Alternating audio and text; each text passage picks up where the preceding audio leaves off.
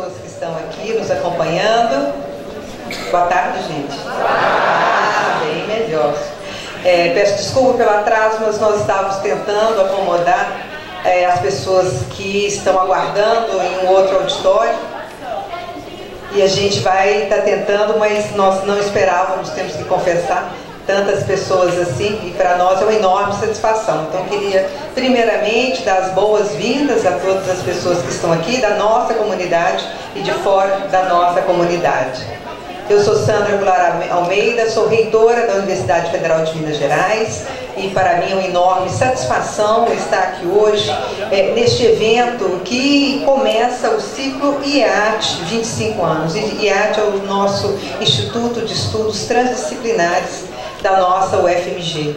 É um instituto que vai comemorar o ano que vem, mas a gente já começa a preparação da celebração este ano, vai comemorar 25 anos. Então são 25 anos de atividades que têm marcado a atuação transdisciplinar da nossa instituição e que tem também estabelecido atividades que nos fazem cada vez mais pensar na importância de nós trabalharmos além das fronteiras disciplinares. Esse evento também, ele se encerra já no início das comemorações dos 100 anos da nossa UFMG, que ocorrerá em 2027, mas a gente já vai começar a comemorar este ano pela relevância dessa data. Não é pouca coisa fazer 100 anos, né? Uma das mais antigas universidades do país, a mais velha é o UFRJ, que comemorou em 2020 o seu centenário. Então nós nos preparamos também para este centenário, um momento muito especial e propício para a gente pensar não apenas o passado, a nossa memória, pensar a nossa atuação presente, mas principalmente pensar no futuro que queremos para a nossa instituição.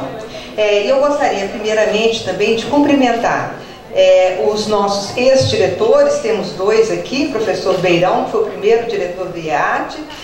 Obrigada pela presença e por fazer parte dessa história que é tão importante.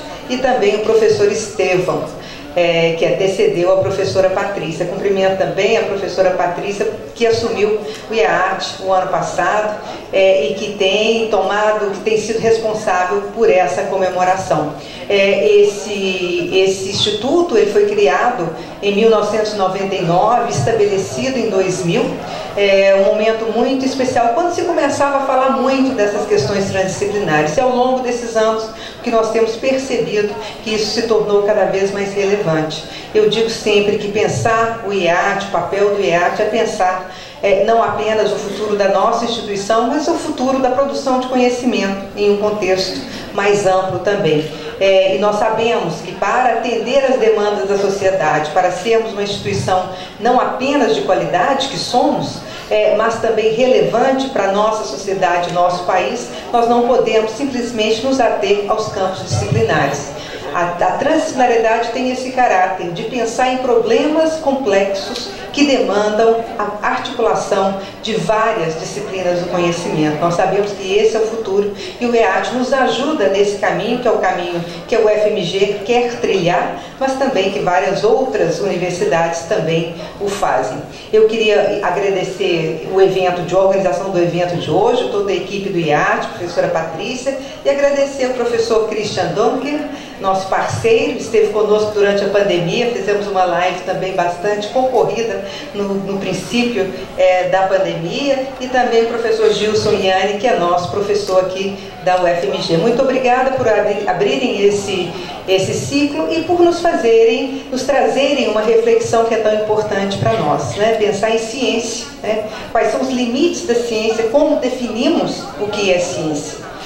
Eu sou da área de literatura e sempre me deparo tendo que responder essa pergunta, né? Falamos muito da ciência, da literatura, fazemos pesquisa neste campo.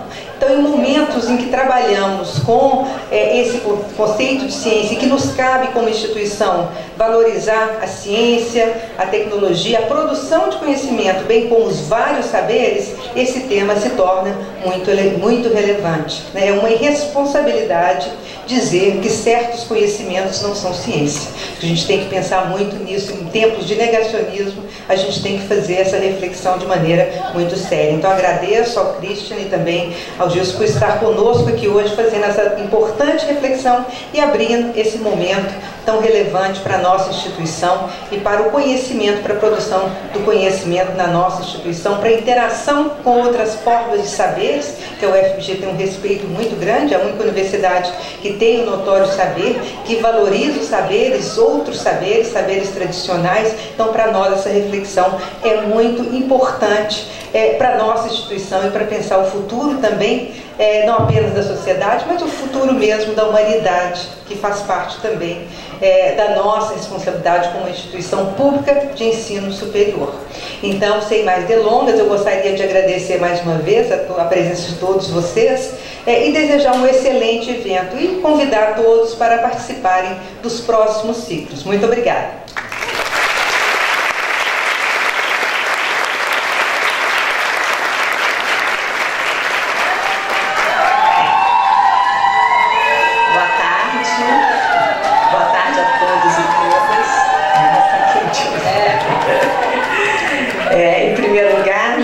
De agradecimento, primeiro agradecimento à nossa reitora, agradecimento também a toda a equipe da reitora que está aqui presente, os pró-reitores adjuntos, diretores. Quero também agradecer os diretores do IAT que me sucederam, em especial o professor Beirão, que está aqui presente, o professor Estevão.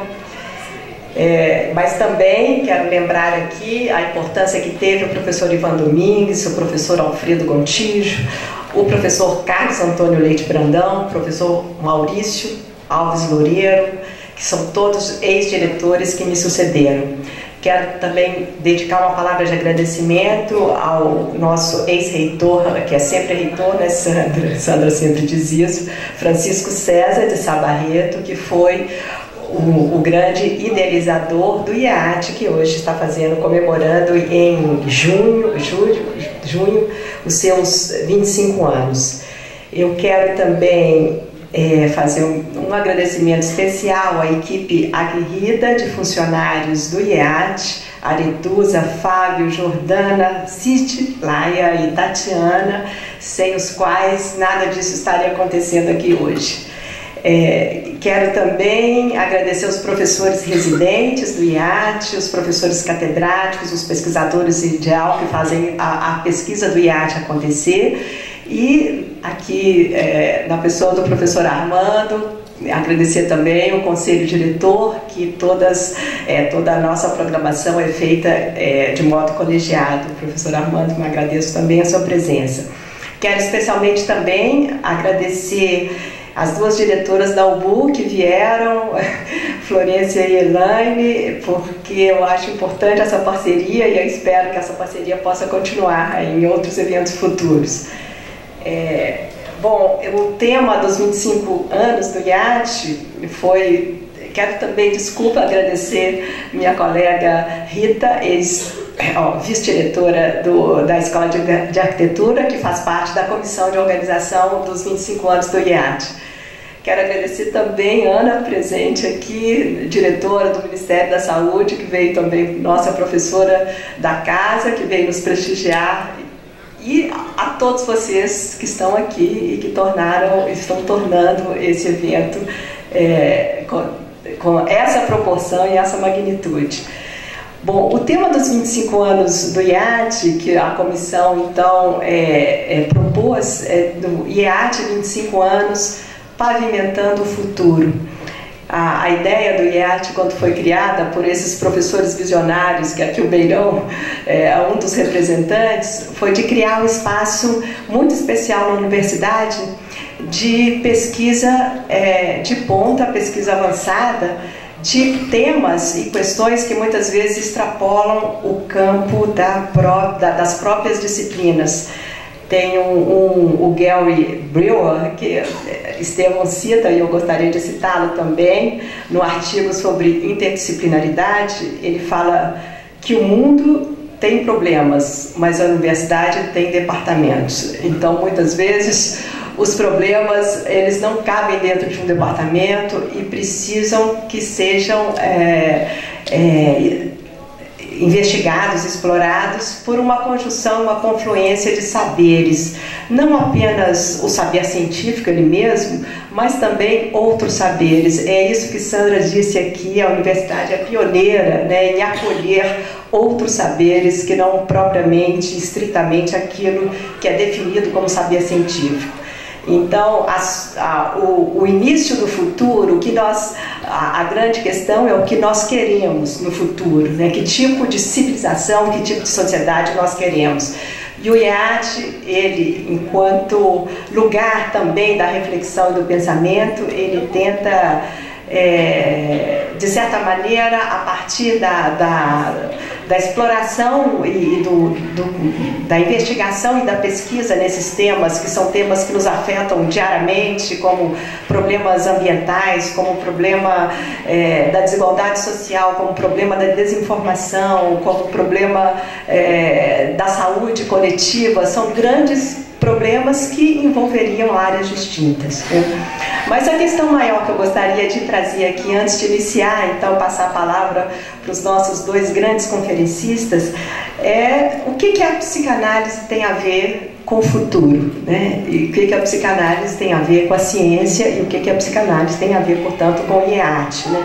Porque nós vamos abrir esse ciclo de comemoração justamente convidando dois pesquisadores que estão assim naquele limite que os nossos próprios colegas pesquisadores o acusam de não serem propriamente científicos ou da psicanálise não pertencem à ciência.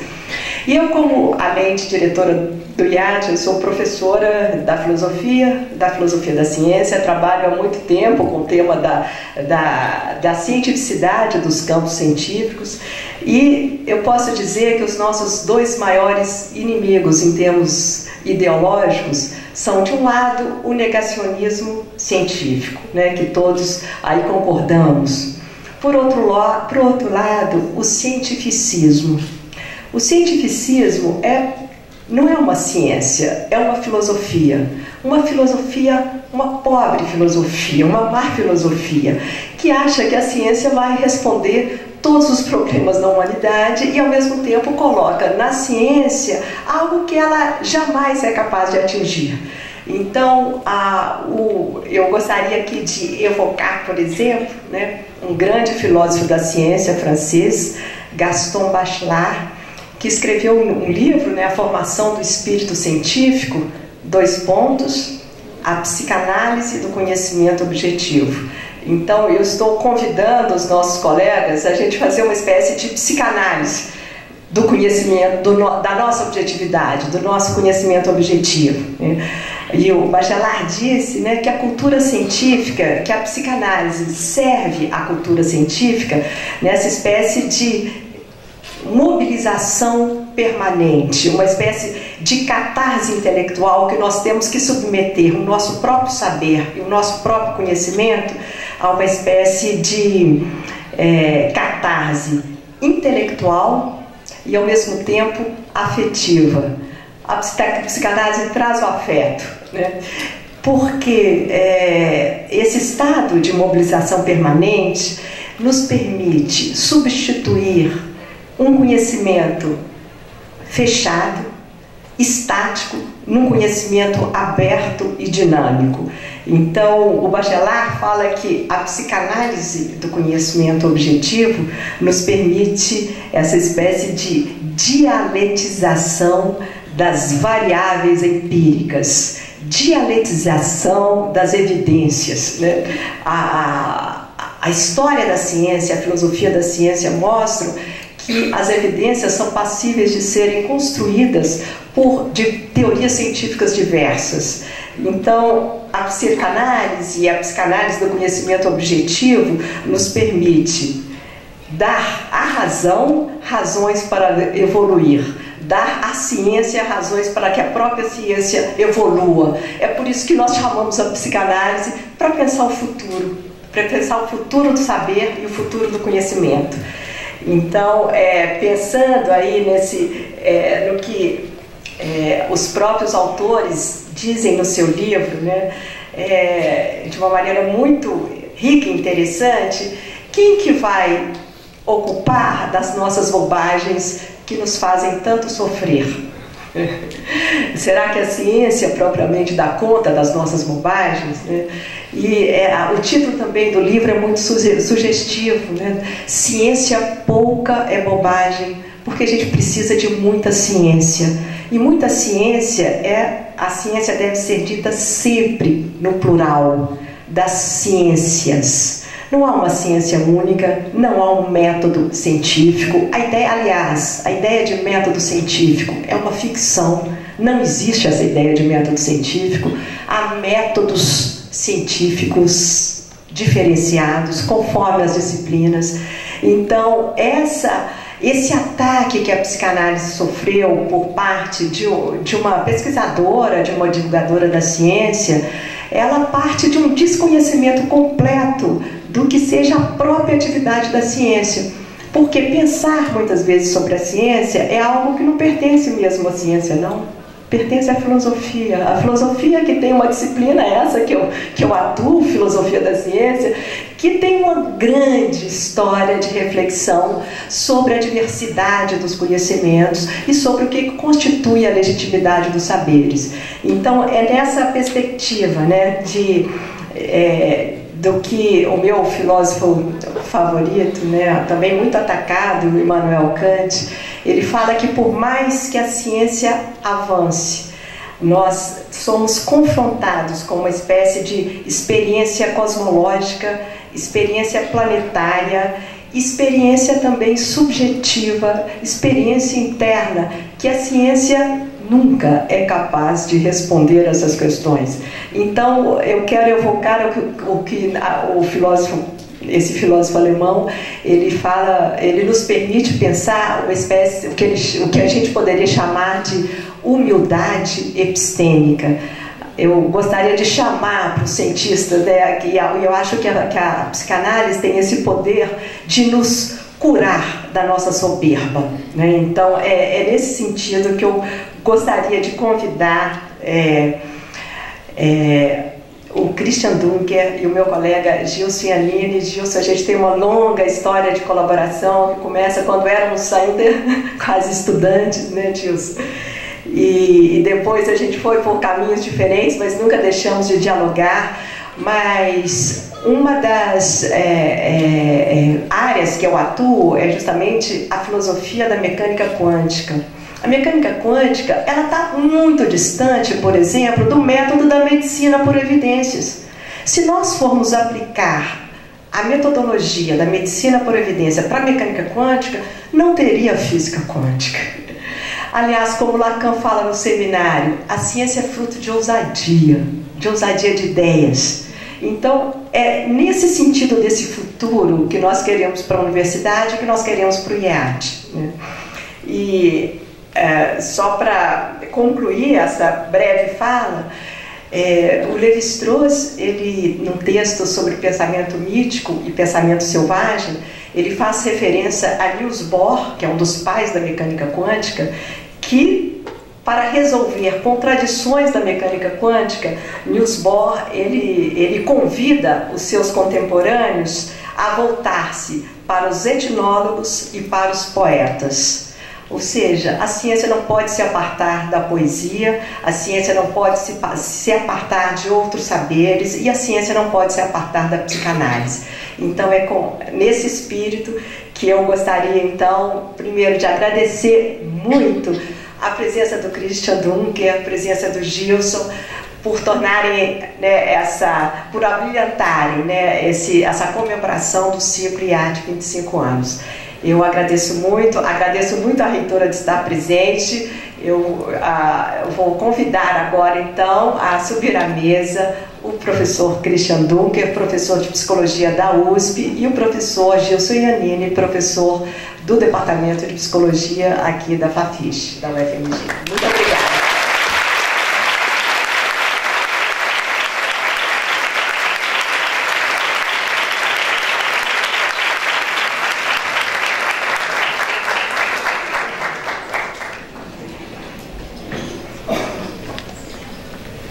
Bom, eu vou passar então primeiro, eu sei que todos na grande expectativa de escutar o professor Christian Dunker, mas vou passar primeiro a palavra ao professor Gilson, que é coautor com o Christian do livro Ciência Pouca é Bobagem, que foi então editado pela editora Ubu, e que após a fala, inclusive, vai ter um lançamento, os dois autores vão assinar, vai ter uma sessão de autógrafos para quem quiser adquirir o livro e também a assinatura dos dois após a conferência. Bom, Gilson, muito obrigada e passo então a palavra para você.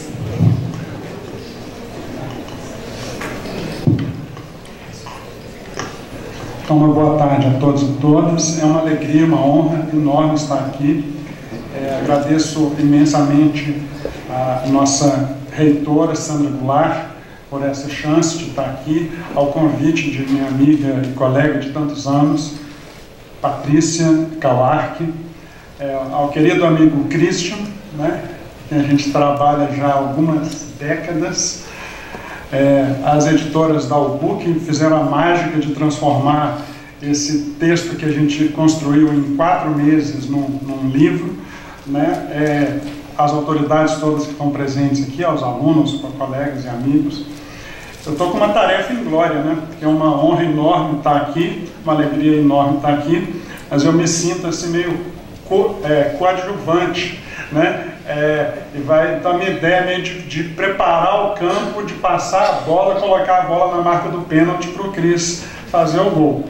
Então eu vou fazer uma espécie de introdução, tentar ser mais rápido um pouco, poupá-los um pouco aqui, para que a gente possa ter um pouco mais de tempo para esse debate nosso hoje.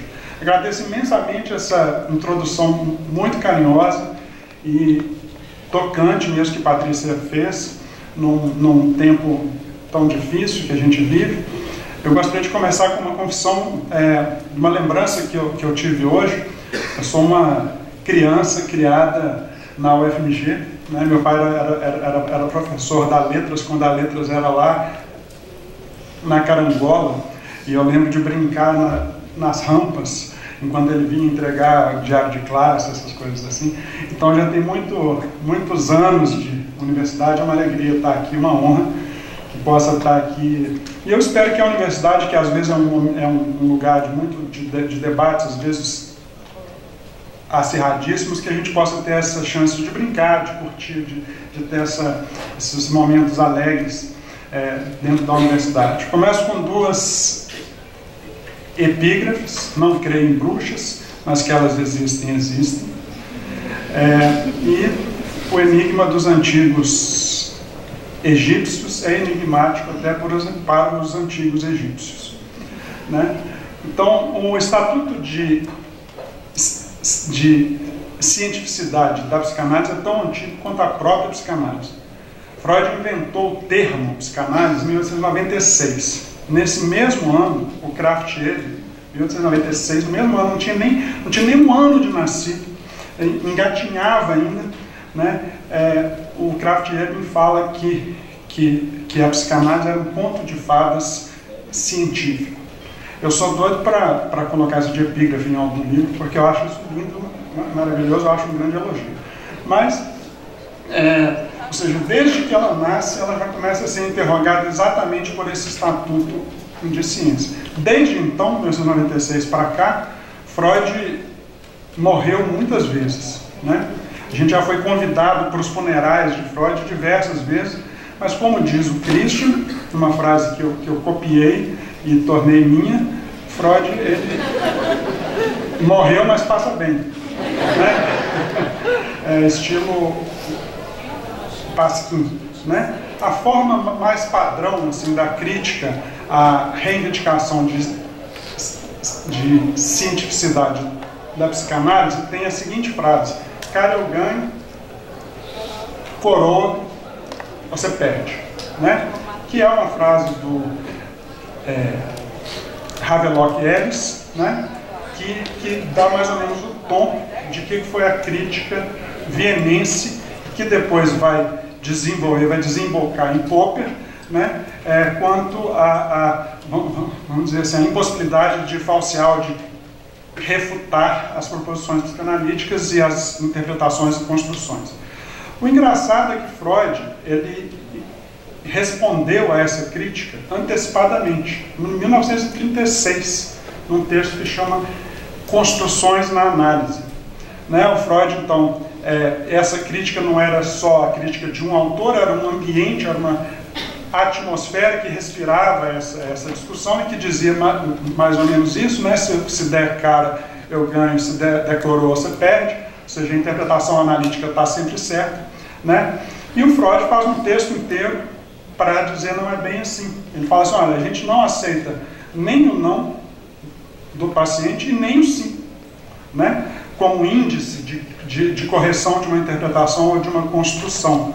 Ele escreve textualmente, a única coisa que eu cito no texto inteiro: toda construção é incompleta e abarca um fragmento do acontecimento. Nossas suposições, Freud escreve, aguardam verificação, comprovação ou descarte. 1936. Ou seja, é difícil imaginar atitude científica mais honesta do que essa. Agora, a gente falar que tem uma atitude científica não é o mesmo que dizer que um campo é ciência, né? Ou seja, quando a gente fala que a psicanálise ela partilha de uma visão científica do mundo, ou que estimula uma atitude científica, isso não implica em que a psicanálise seja uma ciência no sentido,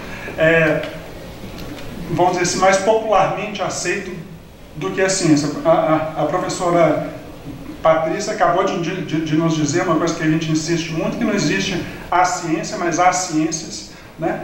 E é claro que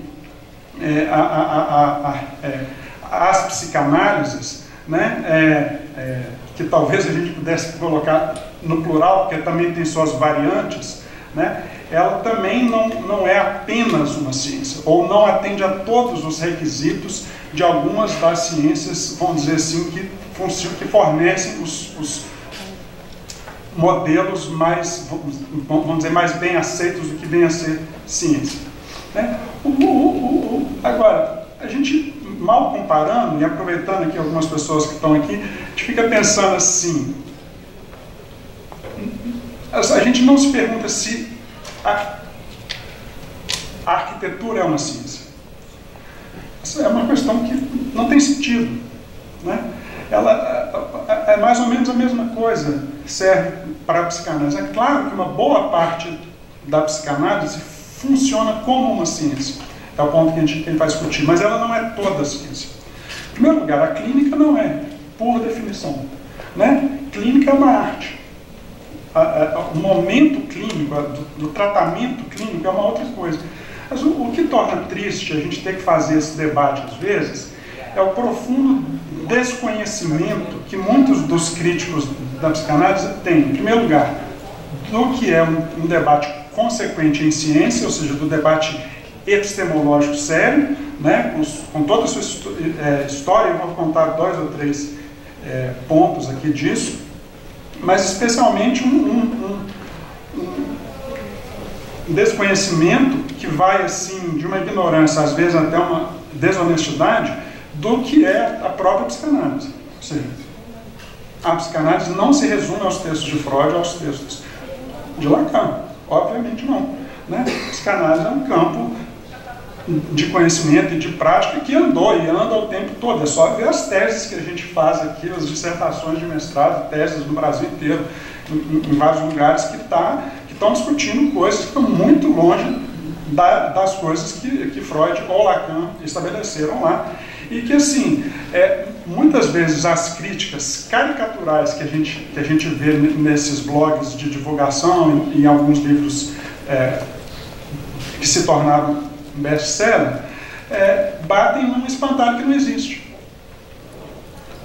Ou seja, que nenhum psicanalista fala assim, de que eles estão falando? Não tem nem ideia do que é isso aí, porque não tem nada a ver com o que a gente efetivamente faz. Então, essa era um pouco a introdução, e eu vou, já que eu estava falando de uma criança, vou falar de um pouquinho de um menino. Um menino chamava Hans, um menino de 5, 6 anos, né, que inventou, junto com Freud, um gênero literário que se chama teorias sexuais infantis. Esse menino é o Hans, que tinha medo de cavalos. Vocês podem imaginar, né? Nós estamos no iníciozinho do século XX, em Viena, as ruas são disputadas pelos primeiros carros que já andavam ali, mas também por carruagens, por cavalos, por charretes e transeuntes. E Hans tinha medo de cavalos. Ele tinha clareza de que isso era uma bobagem, esse era o nome que ele dava, a minha bobagem, né? Ele que nomeava o sintoma dele assim. Ele não dava conta de sair de casa, ele sonhava com cavalos, imaginava se os cavalos tinham bigodes, etc. E talvez hoje a gente pudesse tratá-lo como um quadro de fobia social e prescrever alguma coisa, um inibidor seletivo de recaptação de serotonina, né? Ou se, né, conforme o tipo de outros sintomas associados, se ele tivesse uma outra comorbidade, a gente podia dar Ritalina ou alguma outra coisa, e esse gênero não existiria, né? Esse tipo de caso clínico, esse tipo de teoria, né? Ou seja, para pegar essa passagem que a gente escreveu e que Patrícia já mencionou aqui, quem cuidará de nossas bobagens? Ou seja, quando a gente... eu dou estágio aqui na UFMG, no Centro de Psicologia Aplicada, né? E a gente treina os meninos, os estudantes de 8º, 9º e 10º, a escutar as pessoas que sofrem, né? Aliás, é um tipo de serviço que o Departamento de Psicologia oferece, que é muito importante à comunidade, e a gente dá supervisão para esses alunos.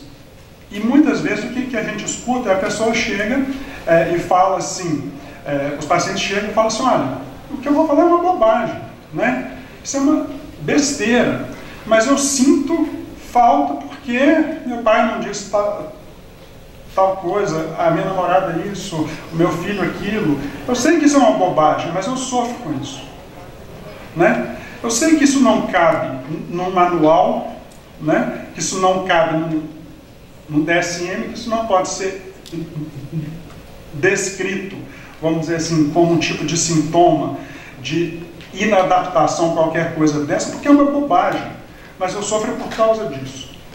Então, assim, tem uma tese do Lacan que a gente gosta muito, em geral, é que a psicanálise, além de ter essa correlação com as ciências, ela lida também, vamos dizer assim, com os restos que a ciência deixa, com o lixo que a ciência produz, né? Ou seja, é muito comum que as pessoas cheguem nos serviços de psicanálise falando assim, olha, eu passei pelo sistema tal, pela terapia tal, pela abordagem XYZ, e enfim, eu não fui escutado, né? Me disseram que eu tinha que fazer isso e aquilo, mas eu não fui escutado. Então é um pouco isso, assim, o dia a dia da clínica do psicanalista, né? Ou seja, devolver uma espécie de dignidade ontológica à bobagem, né? É claro que ninguém pode ter dúvida hoje de que existem correlatos, ou que a gente pode eventualmente descobrir uma série de correlatos neuronais para os sintomas psíquicos, etc. Mas reduzir um a outro é um erro grosseiro, que pode se dar tanto em um sentido da seta quanto para o outro. Ou seja, nossos modos de sofrer, como mostra Dunker e outros colegas em muitos textos, é indissociável de nossas formas de vida, né? O sofrimento tem sempre uma dimensão social e política associada, que é articulada, por exemplo, a expectativas de adaptação, os valores sociais, as formas de organização do trabalho, etc. Ou seja, categorias clínicas nunca são apenas tipos naturais ou tipos indiferentes ao modo como a gente fala individual e coletivamente deles. Ou seja, são tipos interativos, tipos que, ou até mesmo, até um certo grau, tipos performativos que respondem a aspectos sociopolíticos, etc. E aí a gente chega no cerne do problema, ou seja, o que é o sujeito para a psicanálise? O que é a singularidade para a psicanálise? Tem muita confusão aí. A gente confunde, às vezes, o que a gente chama de sujeito com indivíduo. Na psicanálise, a gente não lida com indivíduos. A gente lida com o conceito de sujeito, que isso só é Freud, não precisa nem de muito além, não. Um sujeito que está numa fronteira tênue entre corpo e psiquismo. Então, em momento nenhum a gente nega que haja um corpo, seus determinantes, etc. E, de outro lado, um sujeito que está na fronteira tênue também entre o individual e social. Então, a gente está no cerne de uma complexidade, né, que exige necessariamente, pela própria definição do objeto da psicanálise, que é esse tipo de sujeito entre o corpo e o psiquismo, entre o individual e o coletivo, que exige uma abordagem necessariamente transdisciplinar. Não é à toa que desde Freud ele conversava ali com a neurologia do tempo dele, com a história das religiões, com a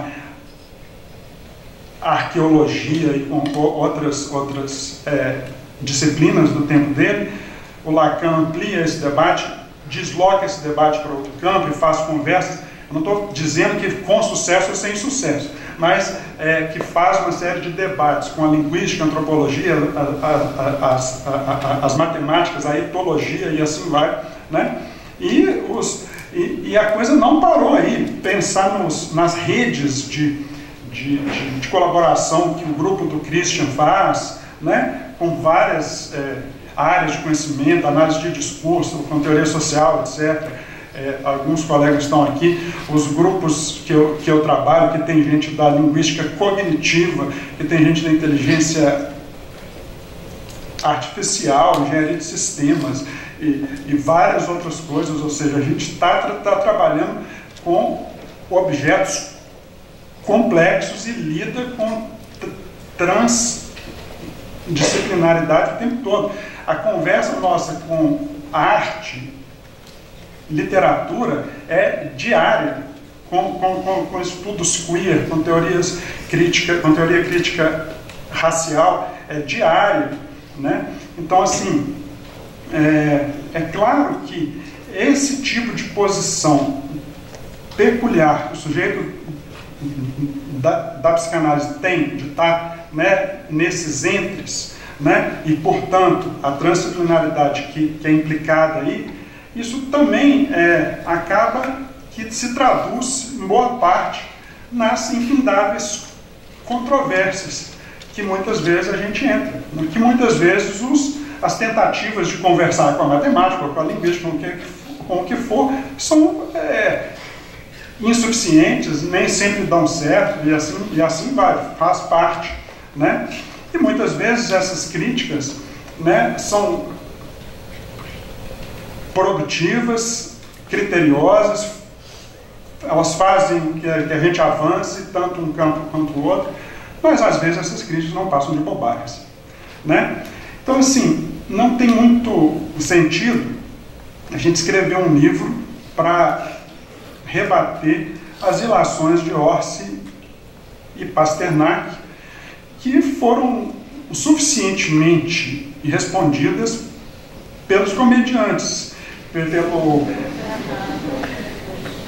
Renato Terra, na Folha de São Paulo, uma coluna assim, maravilhosa, que dispensaria qualquer outro livro, ou pelo Gregório do Vivier no Greg News. Não precisava de escrever um livro, porque ali já tem todos os argumentos importantes. Então, o que a gente fez foi usar esse livro como pretexto, né, para a gente colocar esse debate outra vez no nível um pouco mais interessante. Bom, estou partindo para a última parte aqui do que eu trouxe. A gente precisa entender em que contexto que esse debate surge agora, ou ressurge. Esse debate, então, sobre essas polêmicas sobre a cientificidade da psicanálise são tão antigas quanto a própria psicanálise, né? Elas atravessaram e ganharam várias roupagens ao longo do tempo, né? Mas a gente está numa época em que esse debate ganha um caráter mais agudo, mais quente, assim, e que eu acho que a gente tem que entender em que contexto que acontece isso. Ou seja, se a gente fizer uma retomada histórica do debate sobre a epistemologia da psicanálise, seria um erro achar que os psicanalistas não estão interessados nisso, ou seja, existe uma biblioteca inteira, né, de textos das qualidades as mais diversas, que debatem isso de uma maneira mais feliz ou infeliz há muito tempo. Mas assim, se a gente pegar um aspecto se pegar um problema mais propriamente epistemológico, né, eu antes de vir para a psicanálise, eu fiquei no departamento de filosofia por muitos e muitos anos, né, e se a gente pegar esse problema, a gente pode fazer uma brevíssima história, pensando assim, que houve uma época na filosofia da ciência onde o problema da demarcação, ou seja, o problema de definir o que é ciência, o que não é ciência, o que é ciência, o que é pseudociência, foi um problema central, né? Esse problema, ele foi, vamos dizer assim, o centro da filosofia da ciência por muitas décadas, e talvez o representante mais importante, mais conhecido dessa tentativa de fazer esse tipo de discussão é o Karl Popper, né? O Karl Popper que chama a psicanálise de pseudociência, e que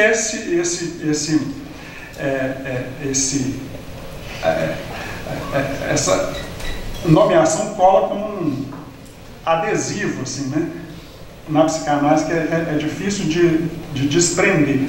Mesmo que Karl Popper seja um filósofo superado, digamos assim, né, para dizer o mínimo, com seus compromissos econômicos e políticos, etc. E tal. A teoria dele era linda, exceto que não corresponde à história efetiva de como que a ciência opera, né? Tirando esse pequeno detalhe, como Thomas Kuhn já mostra, a teoria é ótima, né?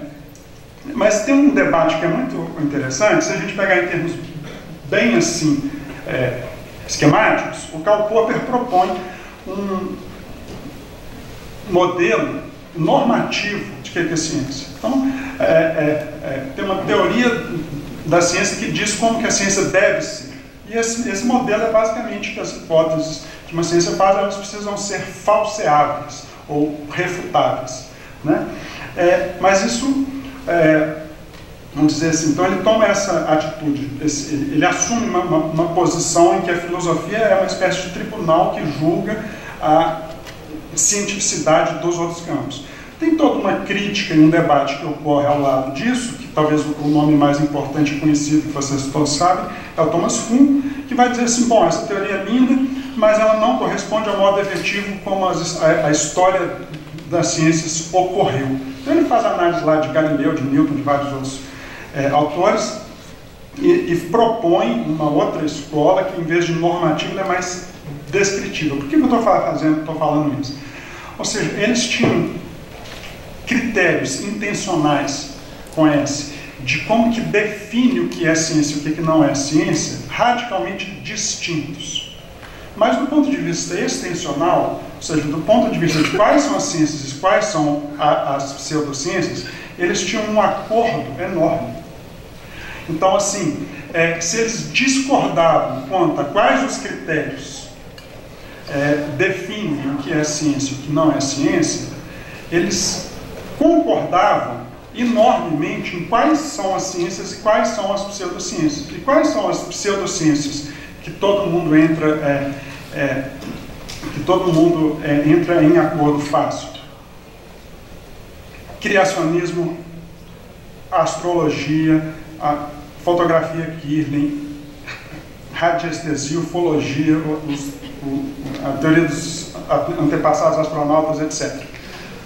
Tem um debate que os dois, o Thomas Kuhn e o Popper, na década de 70, estão juntos, eles debatem isso juntos, né? E isso é muito bonito, ou seja, a gente não concorda o que é ciência, mas a gente concorda quais são as pseudociências. Qual que é o único caso que é controverso?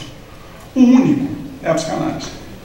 Então, a psicanálise, esse estatuto dela é controverso desde sempre, continua sendo e provavelmente vai continuar sendo. E talvez isso tenha a ver com, pelo menos a hipótese que eu gosto de pensar, com essa, com o próprio objeto, né, que caracteriza o nosso campo, que é esse tipo de sujeito que está entre corpo e psiquismo, entre indivíduo e social, né?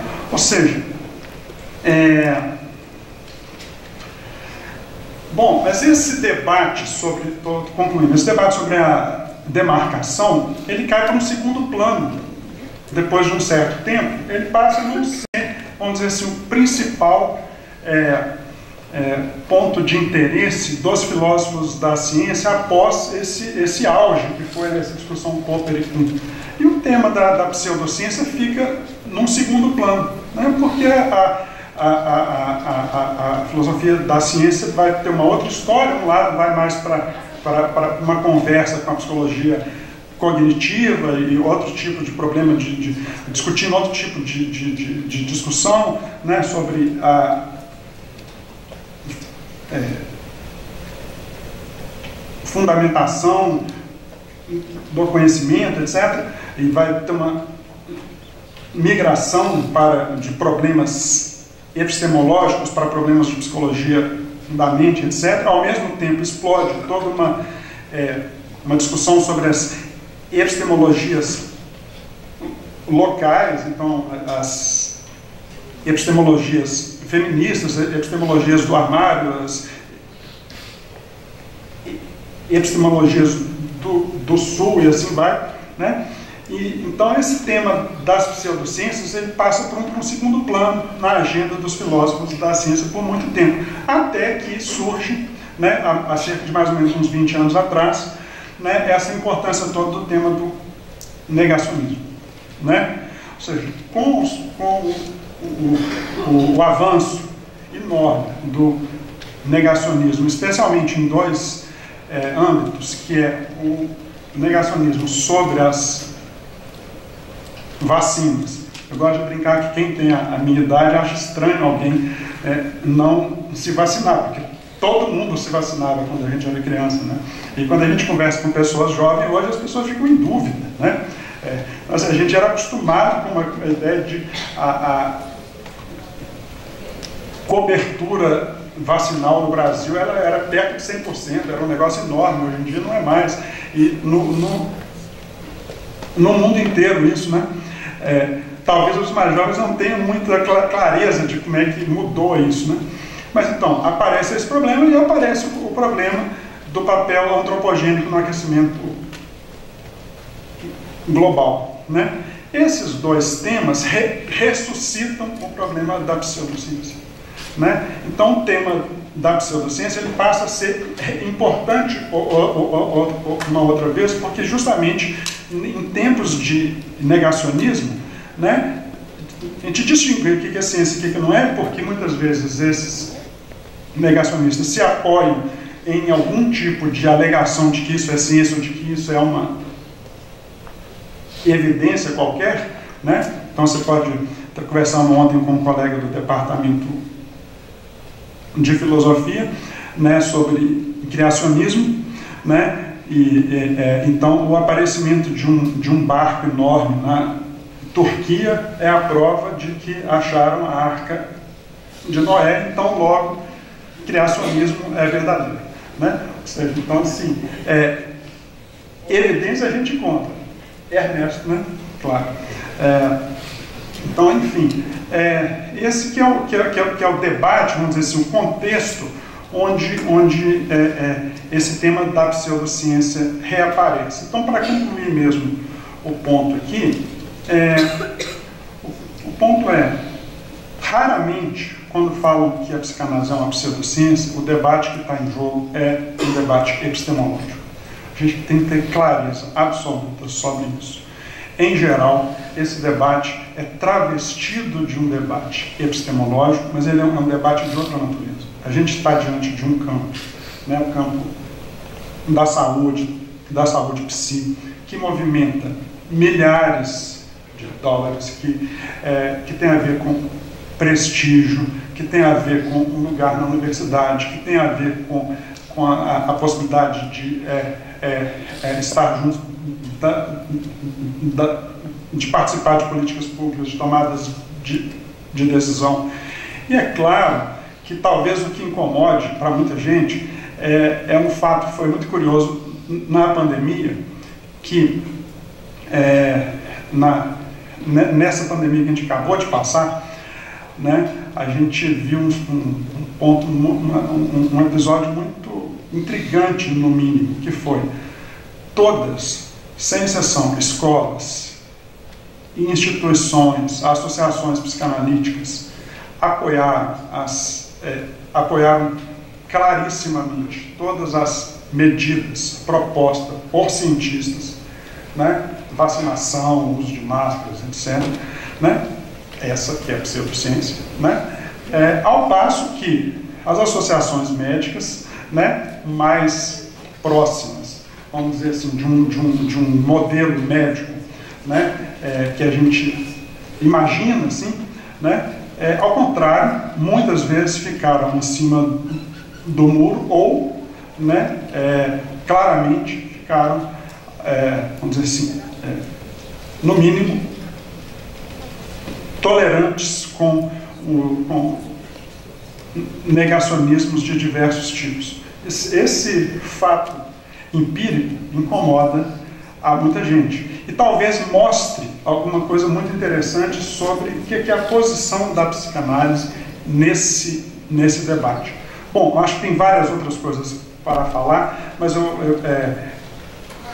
por exemplo, que esse debate do Popper, que às vezes é ressuscitado, ele já foi feito, né? Então, assim, para os nossos críticos, a gente fez no início do livro, Advogando pelo Diabo. Os nossos críticos leiam lá, comece, né? E a gente começa o debate ali, para dar esse exemplo. Grunbaum, 1984.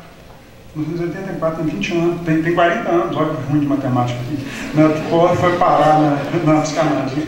Tem 40 anos, né? Tem 40 anos, o cara examinou todos os argumentos do Popper, todas as respostas possíveis, estabeleceu um negócio, não, o Popper está errado, né? E ele não é alguém que é favorável à psicanálise, alguém que é um crítico muito mais forte. Então, assim, se quiser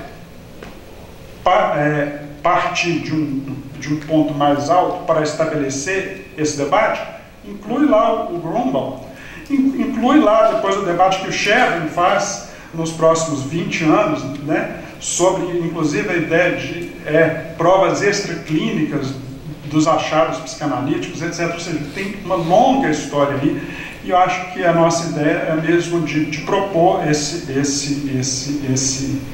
esse assunto para a gente conversar, esperando que a psicanálise possa contribuir, exatamente porque ela é uma disciplina que aposta na complexidade, né, para esses debates do nosso século. Muito obrigado.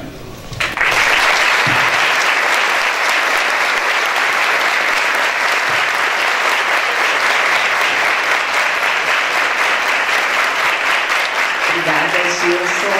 Eu passo agora então a palavra ao professor Christian Dunker.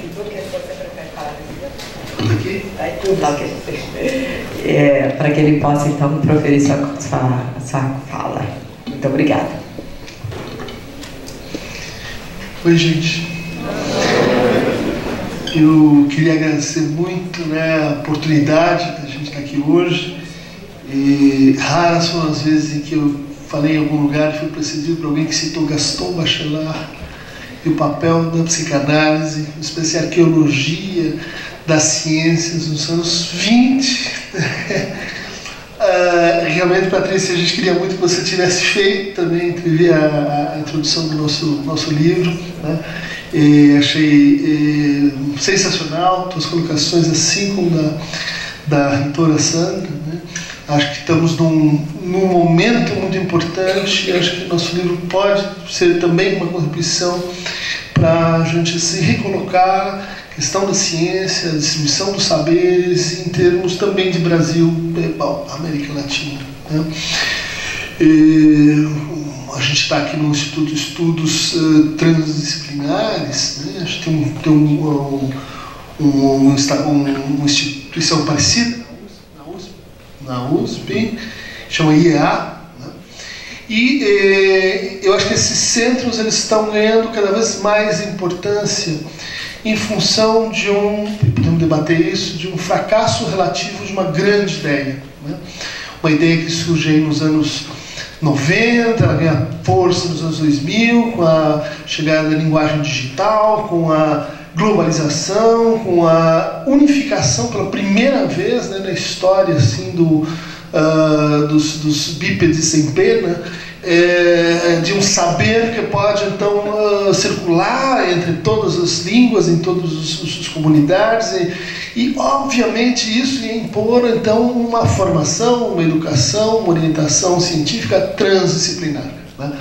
Pierre Levy, revolução cognitiva, a gente vai ter uma formação mais transversal entre as ciências humanas e as ciências exatas, a disponibilidade, o acesso que qualquer um hoje pode ter a revistas científicas, isso tudo era uma promessa de que nós íamos, vamos dizer assim, mudar o patamar da conversa, mudar o patamar da linguagem, né? O mundo tem problemas, a universidade tem departamentos. Não deu certo. Não deu certo, infelizmente, né? E por motivos que a gente até já intuía lá atrás, né? Então, se formaram mestrados, doutorados transdisciplinares, se formaram políticas públicas de apoio à transdisciplinaridade, mas ninguém pensou que o dinheiro continua a circular de forma disciplinar. Ele ainda é distribuído para esse departamento, para esse grupo de pesquisa, para esse GT, para essa área dentro do CNPq, segundo critérios disciplinares, né? Então, a gente sente um pouco assim aquele sabor de saudades de algo que a gente não teve, mas que de alguma forma está acontecendo por outras vias, né? Que são espaços como esses, né? São espaços em que a gente, de certa forma, recupera um pouco saudosamente aquilo que seria, assim, lá atrás, as faculdades de filosofia, ciências e letras, né? A reitora Sandra vem da faculdade de letras, né? Isso não é pouca coisa. Por que eu digo isso? Porque eu digo isso no contexto do Brasil, né? Hoje, o Brasil é um país com o maior número de psicólogos no mundo. A gente só perde para Costa Rica em termos de psicólogos per capita. Ou seja, tem mais psicólogos que um país pequeno per capita, nós temos mais psicólogos no mundo, né? é um país periférico, terceiro mundo, com tantas coisas, vamos dizer assim, mais importantes para investir. O que a gente põe de financiamento para agronomia, para saneamento público? O maior número de psicólogos do mundo. A gente precisa entender isso num contexto histórico, né? Um dado momento, no interior da ditadura civil-militar, um ministro, vamos dizer assim, atento às coisas do mundo, teve a brilhante ideia de que os subversivos, eles vinham da onde? Eles vinham de famílias desestruturadas, aquelas que não são boas famílias, né? Mamãe, papai, etc. Em segundo lugar, eram elementos que iam estudar nas faculdades de filosofia. Ali se formava uma mentalidade mórbida, né? Assim, desviante. Então vamos, com política de Estado, reduzir as faculdades de filosofia, ciências e letras, que aliás não produzem assim elementos práticos para a vida, para o enfrentamento das nossas dificuldades. E vamos, no lugar, veja que brilhante ideia, né? Criar faculdades de psicologia. A psicologia é uma coisa assim mais moderna, né? A psicologia tem uma função, ela ajuda as pessoas e indiretamente ela pode tratar esse nosso probleminha com as famílias desorganizadas e com esses assim, elementos desviantes. Bom, então, quando eu digo o sabor de uma ideia que não deu certo, mas ela ainda está ativa, é porque as discussões realmente transdisciplinares, elas acontecem em espaços como esse. Elas acontecem quando você já está um pouco assim farto da lógica dos departamentos, das disputas por pequenos insumos para essa ou aquela linha de pesquisa, quando você passou por uma certa exaustão sobre o que eu poderia chamar assim o sistema das ciências. E o sistema das ciências, ele é muito menos epistemológico, como a gente gostaria, e muito mais operacional, normativo, moral, às vezes, né, guiado por políticas, como o caso que eu acabei de mencionar, e que em nenhum lugar acaba se discutindo esse processo ele mesmo. Tá? Então, espaços como esse me parecem cada vez mais necessários, em que a gente vai fazer isso que a Patrícia mencionou, né? Quer dizer, quem é que vai discutir finalidades, não só meios? Quem é que vai discutir aplicações, não só invenções? Quem é que vai discutir finalidade social do saber, partilha social do saber, redistribuição do acúmulo de capital cultural em determinadas raças, gêneros, classes e etc. Quem vai fazer isso? Não?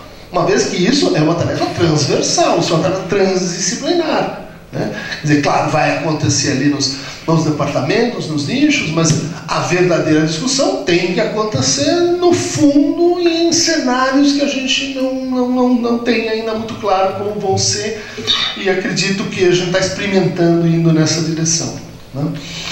Eu queria agradecer também Florência e Elaine, que deviam ser assim coautoras, né? Pelo menos uma parte das vendas iria ir para vocês, porque elas realmente trabalharam em cima do texto, deram uma ajuda. Vocês não sabem o que é uma editora que ela vem junto com o autor, né? E estão aqui as duas, né? A gente falando, em Minas Gerais, elas vêm, ele torce para a gente, traduzem, isso é muito raro, né? As nossas editoras muitas vezes estão mais para gráficas do que para verdadeiras editoras, né? Então, vocês merecem uma parte de tudo que der certo e não do que der errado nesse empreendimento. Queria finalmente agradecer meu irmão de fé, camarada Gilson Iannini, e lembrar algo que talvez já possa introduzir a discussão do livro, que foi o nosso, não vamos dizer o primeiro encontro, que eu já conhecia, a gente já se via assim, em vários lugares, mas foi uma banca há uns 20 anos atrás, né, aqui na UFMG, e era uma banca assim, num dia meio chuvoso, meio frio, assim, fim da tarde, aquele aspecto de que todo mundo já foi embora, mas ainda está temos que fazer a banca, e o Gilson não chegava, ele chega empapado, tinha batido o carro, não sei, molhado. E a gente, puxa, e agora? A pessoa já não leva a psicanálise a sério. Como é que tá assim, desse jeito? Vai parecer que isso aqui é piada, meu. Não dá, meu. O que a gente faz, né? Acho que estava uma Sara, estava o Otônio, então, a gente quebrando a cabeça, daí olha assim, tá ali a minha malinha, né? Aquela de viagem, assim, e daí, Gilson, você não quer pegar uma camisa minha? Não, tudo bem, mas é uma camisa meio de surf, assim, sabe? Aquela de dormir, sabe? Daí falou, não, deixa qualquer coisa melhor do que isso aqui. E ele vestiu a camisa, a gente fez a banca, e até hoje, né, todo mundo tira o sarro, porque meses depois o Gilson vem em casa e tal, tem um presente para você, né, ele traz toda dobradinha assim, a camisa de volta e tal. A gente aproveita para, enfim, tomar todas, e desde então qualquer encrenca a gente, afim, se liga, se ajuda e etc. E eu conto essa história para introduzir o fato de que a escrita desse livro, ela tem muito que ver com vários aspectos dessa história, né? O primeiro deles é que seria fácil ter feito um livro vestindo a camisa da psicanálise. Aceita, Lacan no coração. Depois disso, tudo vai sair bem, né? Fala a minha língua. Quando você falar a minha língua, aí você vai entender. Aí você vai entender porque o objeto A e o gozo no real, ela volta na suplência do A. Não, isso é atitude colonial básica. É assim que procedem todas as colonizações. Fala a minha língua, padre Anchieta, o Vieira, fala a minha língua que você, então a gente vai se entender, né? E de fato, quando a gente recebeu a crítica que já vinha, né, esse debate ele já vinha acontecendo em alguns sites específicos e tal, e isso inquietou muito a gente, porque foi o livro de Pasternak e Orsi foi um livro feito sob aviso, né? A gente falou, isso está errado, anos antes. Esse argumento não funciona. Anos antes. Esse autor, se você citar, cita outro. Cita o Grunbaum, em vez de citar o Popper, está velho. Esse biógrafo, Krios, não tem cabimento. Cita qualquer outro. E aquela atitude científica, né? Quer dizer, de ouvir uma crítica e permanecer repetindo algo, porque parece que daí vai virar mais verdadeiro.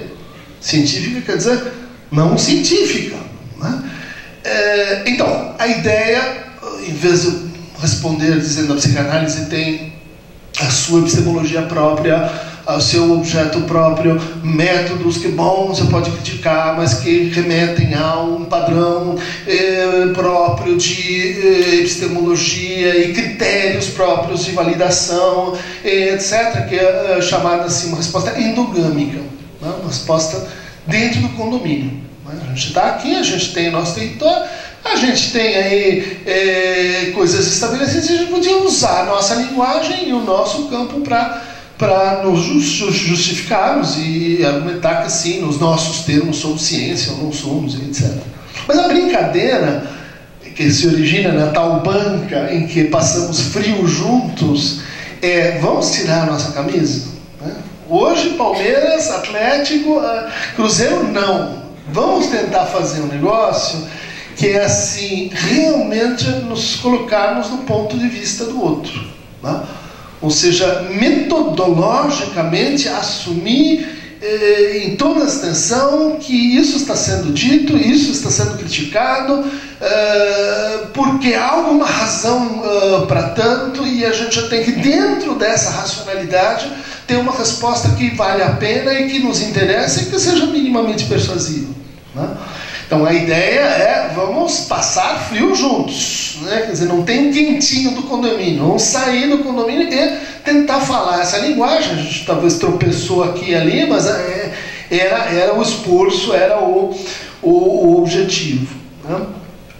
E para começar, a gente talvez tenha que entender um pouco por que um episódio como esse acontece nesse momento, né?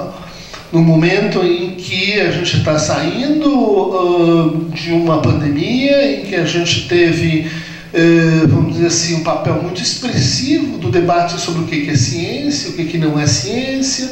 A gente teve a emergência, a problemática do negacionismo, e a gente teve uma espécie de consciência que apareceu assim, de que afinal nós estamos falando muito pouco sobre ciência. Muito pouco. E quando a gente fala pouco, aparecem vozes digitais, muitas vezes, se apropriando e dizendo, não, se não tem dono isso aqui, a natureza não aceita vácuo, deixa que eu pego.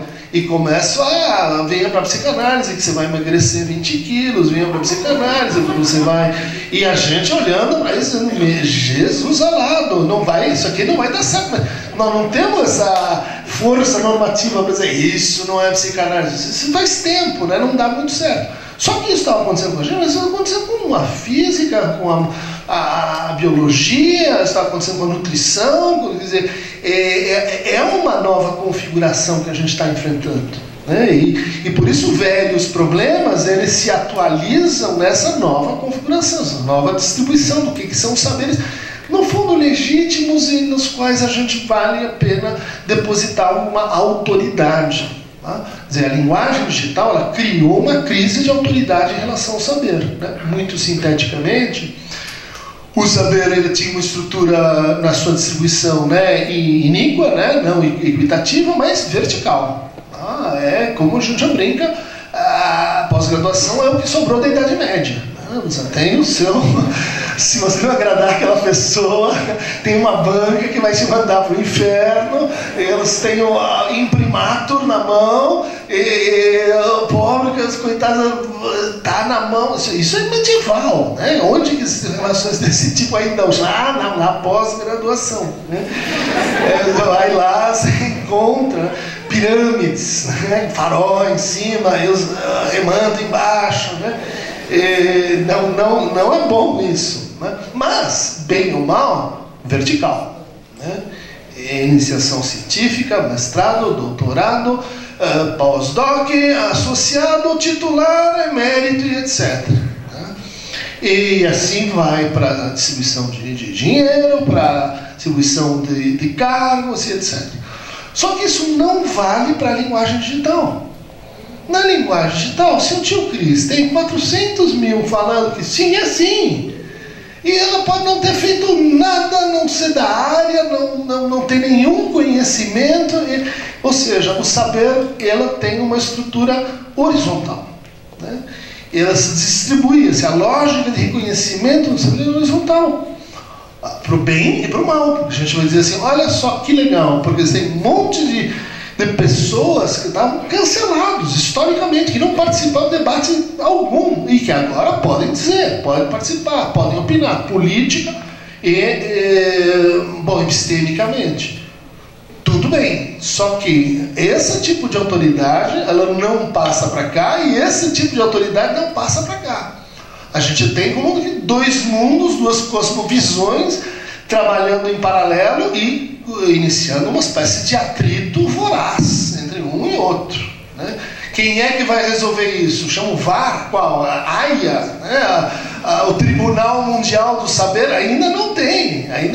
Isso aí, se tivesse, nem sei se é bom, mas tal é a situação em que, então, volta uma pergunta, estava lá em 63, olha lá, o texto do Popper, né? Conjecturas e refutações, que é assim, só existem dois problemas na filosofia da ciência. Né? Um é o problema da demarcação e o outro é o problema da indução. Né? Como você generaliza conhecimento, como você generaliza o saber. Por que ela está falando isso em 63, se ela está falando isso já numa espécie de associação com a Hayek, essa mesmo que vai depois Milton Friedman estabelecer o programa neoliberal de economia na escola de Chicago. Né? Vocês sabiam, elas trabalharam juntos ali desde o começo. Né? Eles tinham um professor comum, né, que queria reformular a economia, né? Von Mises, e o primeiro capítulo do Von Mises era a teoria psicológica. Né? A economia começa pela psicologia. A psicologia, ou seja, um tipo de sujeito que você presume para pensar processos econômicos. Bom, mas isso no contexto de pós-guerra, Guerra Fria, tá? Em que seria muito importante a gente definir, separar o joio do trigo. Mas o que estava acontecendo ali? Uma corrida armamentista, né? O domínio da quem vai dominar a fissão, fusão, a mecânica quântica, os processos subatômicos e, ao mesmo tempo, o uso indevido de ciência. Os gulags russos, a psiquiatria usada para silenciar oposições políticas, há várias práticas que isso precisa de crítica, isso precisa de objeção. A ciência ela não pode ficar assim solta e ser uma construção realmente coletiva, porque a falta de normas, o que está acontecendo hoje, gera oportunismo, né? Gera mau uso. Então, nós temos uma situação que, de certa forma, é semelhante. Né? E qual a resposta? Vamos demarcar. O que significa demarcar? Né? Demarcar lembra construção de fronteiras, construção de muros, construção de até aqui é meu, daqui para lá é seu. Até aqui eu mando, daqui para lá você manda. Tá? O que está acontecendo no Brasil no momento em que essa questão retorna? Né? Negacionismo científico, dúvidas sobre, enfim, usos políticos da ciência, infiltração política dentro da ciência e, ao mesmo tempo, uma perturbação na nossa lógica de condomínio, né? Que define esse país desde o momento em que aparecia essa atitude de que não dá para salvar todo mundo, não dá para ter educação para todo mundo, não dá para ter saúde para todo mundo, então vamos salvar alguns. Constrói lá Alphaville, constrói aqui esse cercadinho, porque aí a gente dá conta de alguns. Né? A política do salvamento, vamos dizer assim, das exceções, né? Que está na raiz do nosso elitismo. Né? Bom, então, veja só, tanto a generalização quanto a demarcação são duas maneiras de olhar para a ciência, dizendo assim, eu não quero saber dos seus aspectos sociais, eu não quero saber das comunidades científicas, eu quero saber da circulação de financiamento, eu quero saber do conhecimento em estado puro. Né? E o conhecimento em estado puro que eu posso demarcar e dizer daqui para cá é não ciência, e numa borda eu digo assim, aqui está a pseudociência. E esse é o objetivo maior, né? Não é dizer que a literatura não é ciência, que as artes não são ciência, é dizer que existem impostores. E nós precisamos localizar esses impostores, porque onde eles estão? Na fronteira. Né? Percebam como hoje nós estamos às voltas com um mundo, vamos dizer assim, onde o problema das fronteiras é um sintoma global. Né? De Gaza a construção de um muro no norte do México, a nossa resposta básica são vamos reforçar fronteiras. Então, esse acontecimento ele é local, ele fala com a nossa história, mas ele reflete uma discussão talvez muito mais importante que a nossa mísera psicanálise, se é ou não. Né? Porque ela reflete uma lógica mais ampla. Então, os corvos repousam nos braços do espantalho. Essa foi a sacada do Gilson. Né? A ideia é que no livro de Orsi e de Pasternak se constrói uma espécie de espantalho. Né? Definições do inconsciente como uma força poderosa que toma as pessoas e domina as pessoas, que é o quê? Que não é a definição de inconsciente que você encontra ali, é uma definição de teorias conspiratórias. Eu estou vendo isso em algum lugar, eu acredito porque isso está na minha realidade social. Né? Ou seja, um poder opaco que manda e que me domina, que ele está em algum lugar, bom, isso seria inconsciente. O Freud não tem nenhuma definição parecida com isso no Freud. E se vocês forem encontrar, não, mas tem aquele livro de divulgação péssimo feito em 1939 que dizem isso, você vai dizer, então, um grande problema da construção de um espantalho sobre a psicanálise é que ele é, antes de tudo, um espantalho. A psicanálise é uma plantação de cevada, trigo, milho, tem um espantalho para cada tipo de psicanálise que você pode imaginar. Algumas mais de pretensão mais científica, outras de pretensão menos científica. Ou seja, a própria unidade do objeto criticado, ela é problemática. Por quê? Entre outros motivos, pelo fato de que a psicanálise é um saber psicológico muito antigo. É talvez a matriz de, arriscaria, polêmico, tem gente que diz que não, mas tem gente que diz que isso é a matriz, ela inventou a ideia de cura pela palavra.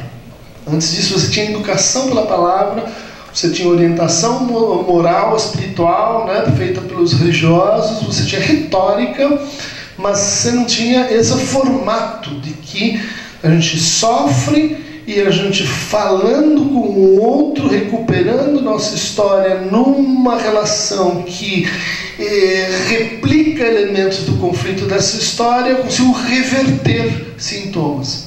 Veja, está presumido aí que os sintomas eles têm algo que ver com relações, com linguagem, com história e com a possibilidade de reconfigurar, de redizer, né, e de se ressituar enquanto sujeito, né, no interior daquela relação. Então, os corvos repousam nos braços dos espantalhos, né? Quer dizer, a crítica ela produz um espantalho. Mas vamos dizer que qualquer um que frequente minimamente a internet sabe que só tem espantalhos. Só as guerras são entre espantalhos, né? E que não é fácil a gente dizer onde estão os verdadeiros não espantalhos. Logo, procure pelos corvos. Os corvos são os bichos reais que têm a ver com localização de, talvez, espantalhos e plantações e etc. Foi o que a gente fez ao argumentar que a gente tinha falado bastante, né, durante o período da pandemia sobre fake news. E no contexto tinha uma discussão um pouco melhor, acho, um pouco maior, que é pós-verdade. Ou seja, entende que a gente pode aposentar, no fundo, o conceito de verdade. A verdade se tornou inútil. Né? O que tem no lugar da verdade? Consensos. Consensos, protocolos, acordos combinados. Né? A gente operacionaliza. Isso tem muito que ver com surgimento de psicologia baseada em evidências, que é uma mimesis da medicina baseada em evidências, que é proposta nos anos 60, o mesmo contexto de Popper. Né? Ou seja, é importante que a gente tenha, à medida que os saberes se globalizam, é importante que a gente consiga produzir acumulação, né? Que a gente consiga compará-los, que a gente consiga traduzir os saberes em regras de ação e regras de decisão. Né? Muito, muito legal. Bom, mas será que isso significa que temos que aderir a um entendimento de ciência como convenção? Ou seja, ciência é aquilo produzido pela prática do método científico. Ciência é aquilo que eu encontro nas revistas científicas. Ciência é aquilo que está no peer review com um impacto maior que X. Ciência é aquilo que os cientistas fazem, é aquilo que os cientistas legitimam e tão somente. Bom, isso leva a, vamos dizer assim, um certo convencionalismo e um certo operacionalismo de método que para nós foi... Me interrompe quando deu tempo para a gente conversar, tá? Promete? Então, isso redundou num modelo de saúde mental que começa em 73 com o DSM-3, onde o Robert Spitzer diz assim: vamos renunciar ao problema da causalidade, ou seja, o que causa os transtornos mentais, e vamos produzir um novo tipo de doença, que nós vamos chamar de transtorno. E esses transtornos, qual vai ser a principal característica para a gente defini-los? A sua consistência estatística. Ou seja, se em 13 itens eu tenho 8, eu defino a depressão dessa forma. Não, mas isso é uma convenção. E foi uma decisão para evitar um mal maior, que seria assim: os franceses diagnosticavam de um jeito, os alemães de outro, os americanos de outro. A gente precisa falar a mesma língua. Ah, tudo bem, então vamos falar a mesma língua. Mas uma língua que virou uma espécie de assim, esperanto mal falado, né? No sentido de que ela começa a, depois de um tempo, esquecer-se que é uma convenção, aí começa a imaginar que esses objetos, eles são objetos naturais, como os outros tantos, né? O que são objetos naturais? Que são indiferentes à maneira como eu os descrevo. Table, table, mesa, é o mesmo objeto, né? Ocorre que, e aqui vai uma definição bastante simples de o que é um sujeito. Um sujeito é uma substância que se altera conforme eu a descrevo. Se eu digo seu azul, se eu digo seu ótimo, seu péssimo, se eu digo eu te amo, se eu digo você sim e você não, eu transformo essa pessoa a quem eu estou dirigindo isso. Não sei se vocês concordam, né? Eu mudo. Depois que alguém me disse, você é doutor pela universidade, eu mudo. A hora que na frente daquele sujeito eu digo sim, para sempre, eu prometo que eu estou, então mudou. Eu simplesmente falei uma coisa, eu sou outra pessoa, né? Isso é muito difícil para a gente dizer assim, mas como é que eu vou fazer ciência de uma substância que quando eu falo dessa substância eu a transformo?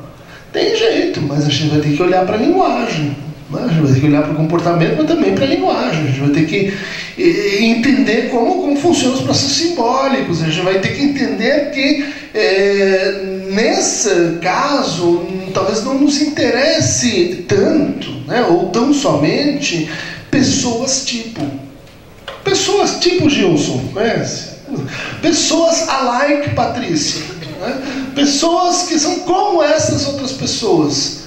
É um jeito de conhecer. A gente pode dizer assim, a gente agrupa, né, certas características, isso é importante para certas decisões, mas você vai deixar de lado o fato de que esta pessoa se define, inclusive do ponto de vista de filosofia da mente, como uma substância que não comporta substituibilidade, né?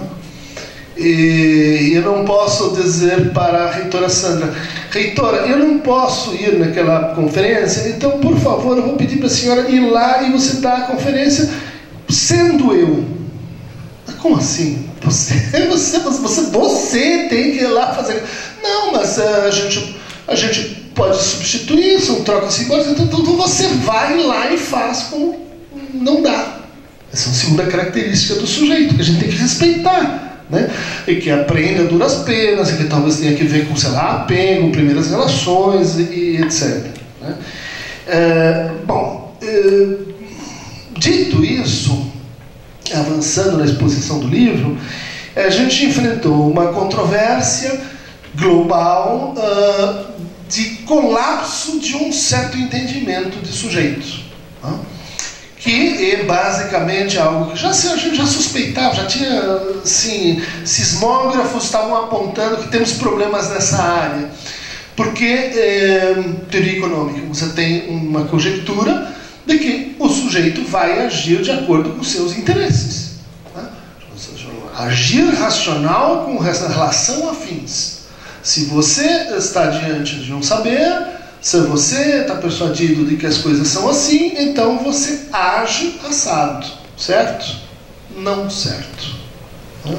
Ou seja, aparece de forma brutal, né, a ideia de que existe uma certa incoerência, existe uma certa contradição, e que é um processo mais ou menos contagioso na relação que a gente tem entre saber e, vou chamar assim, verdade, né?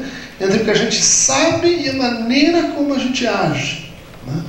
E isso foi posto à prova, e isso define, então, pós-verdade, né? Substituir a verdade pela convenção, tá? Então a verdade ficou de fora, não importa, né? Segundo ponto, nós vamos pensar que você vai agir conforme a informação que você tem. Então vacine-se. Não. E você, estudando o negacionismo, estudando o discurso de ódio, participei lá da comissão com o Silvio Almeida, do Ministério dos Direitos Humanos. O mais intrigante nesses processos é que elas não respondem ao óbvio, né? Não é por falta de informação que a pessoa se vacina ou não. Inclusive, não é por falta de saber que a vacina realmente protege ou não. Ou seja, é um processo que você vai dizer assim, mas então a gente tem um outro sujeito em jogo aqui, que não é o sujeito do agir racional com relação ao fim, senão é o sujeito cognitivo. Quem entende dessa coisa? Né?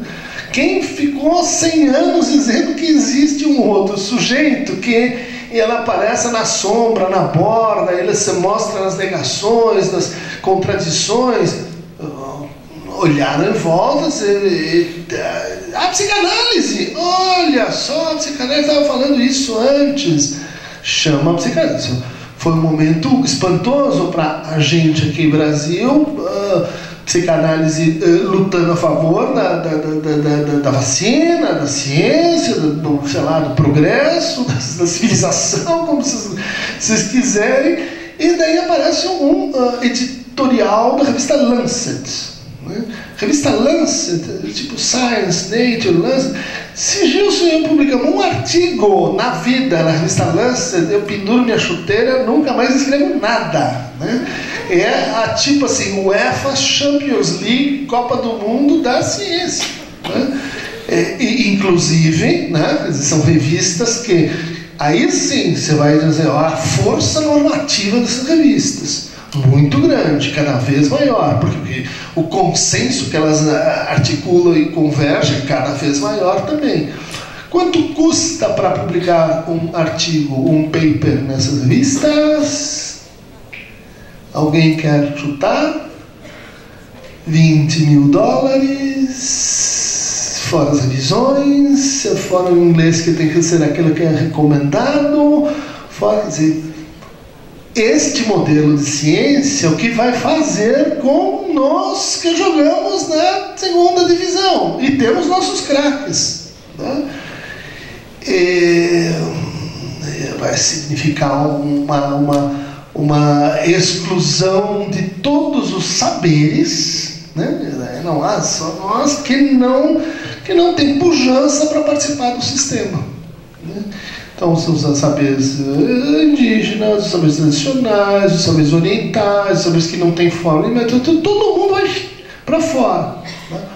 Isso é um problema, porque esta exclusão, isso aqui não conta, isso aqui não é, isso é pseudociência, não importa, ela tem efeitos sociais. Primeiro, ela cria que imagem da ciência? Que relação, vamos dizer assim, que representação social a gente faz de uma ciência que opera desse jeito? Quer dizer, cientistas são pessoas interessadas no seu próprio clube, que viraram as costas para a gente, para a sociedade, e que estão fazendo um negócio lá que eu não entendo. Ruim, difícil. Aí a gente, nas universidades, a gente sofre os apertos que a gente sofre, e diz assim, sociedade ajuda a gente precisa de mais bolsa, a gente precisa de mais dinheiro para permanência, a gente precisa aumentar a quantidade de professores negros e alunos negros, isso custa dinheiro, por favor, ajuda a gente. Ajudar vocês a fazer isso, né? Que é o que é um negócio opaco entre vocês, que está dizendo que o meu saber aqui, ela não se representa, não se escreve. E vamos lembrar, vertical versus horizontal. Eu vou dizer, talvez eu não vou mais ser seu aliado, né? E aí a gente começa a perder força, né, 5 minutos, na representação pública da coisa. Isso é muito ruim. Mas o segundo ponto que eu acho mais interessante é o da verdade, né?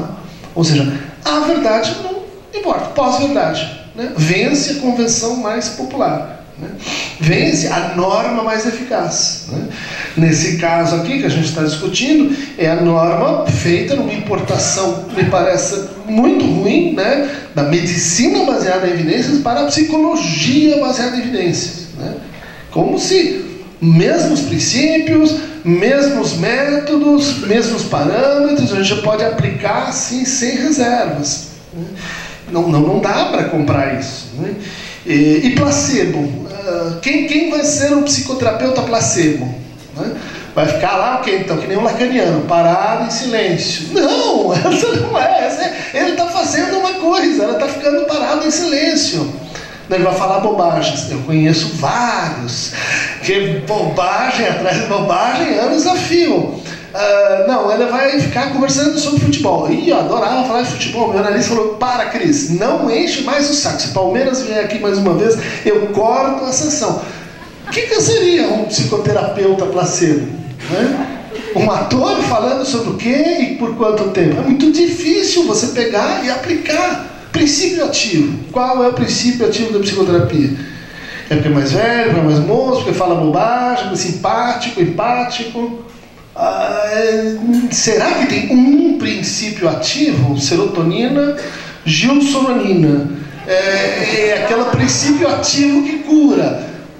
Não, o que as pesquisas que dizem, a psicanálise, a gente teve esse trabalho, mostrar, existem muitas evidências em favor da psicanálise, mas aí você vai ter que engolir que definições metodológicas, operacionais de psicanálise, que chamam de psicanálise de psicoterapia psicodinâmica de longo prazo, por exemplo.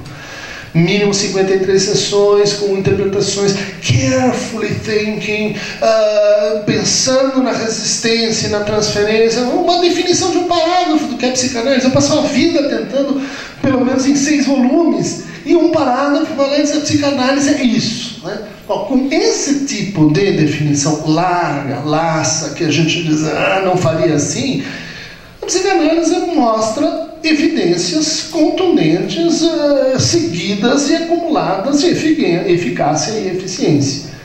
Então, isso a gente já considerou assim desleal, né? Quer dizer, vocês sabem que essas pesquisas estão aí, vocês sabem que essas pesquisas estão sendo debatidas. Por que não admitir que nós temos um debate? E o debate é muito mais interessante de saber que quem é melhor. O debate é saber qual é o princípio ativo, como funciona, por que funciona. A teoria que o Freud tinha de como funcionava está errada, o Grunbaum falou, a gente concorda com isso, então qual é a certa? Tem tantas questões interessantes e nós ficamos querendo tirar o outro do nosso condomínio.